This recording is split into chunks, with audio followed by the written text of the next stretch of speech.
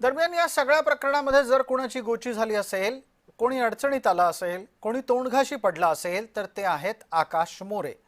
आकाश मोरे यांना काँग्रेसनं घोड्यावर बसवलं, अर्ज भरायला लावला आणि नंतर तोंडघाशी पाडलेलं आहे।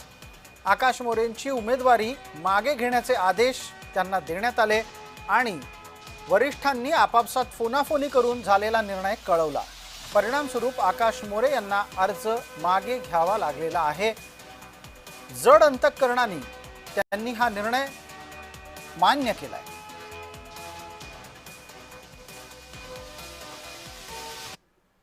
भावनेच्या अनुषंगाने किंवा एक मोठा नेता गमावल्याच्या अनुषंगाने जो विचार समोर आला आणि त्या निमित्तानं महाराष्ट्राला कुठेतरी एक संवादाचं, सभ्यतेचं एक उदाहरण कुठेतरी स्थापित करण्याच्या अनुषंगाने या निवडणुकीमध्ये आम्ही आमचा उमेदवार जो आहे तो तिथे बारामतीमध्ये उभा राहणार नाही, करिता आम्ही आमच्या उमेदवाराची माघार जी आहे ती घेत आहोत।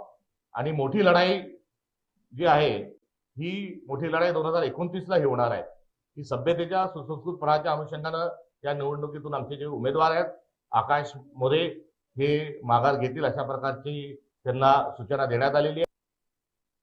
निवडणुकीची पूर्ण तयारी केली होती, निवडणुकीला आम्ही सामोरे जाणार होतो, पण अचानक आमचे वरिष्ठ आदरणीय सपकाळ साहेब, त्यांनी खरगे साहेब आणि आमचे चनितल्ला निरीक्षक, ऑल इंडियाचे महाराष्ट्राचे ऑब्झर्व्हर चनितल्ला यांच्या निर्देशानुसार सपकाळ साहेबांनी आमच्या सर्व ज्येष्ठ मंत्र्यांशी, माजी मंत्र्यांशी, सगळ्या MPCच्या सदस्यांशी चर्चा करून, जिल्हा काँग्रेसशी चर्चा करून निर्णय केलेला आहे की आपण इथं थांबलं पाहिजे।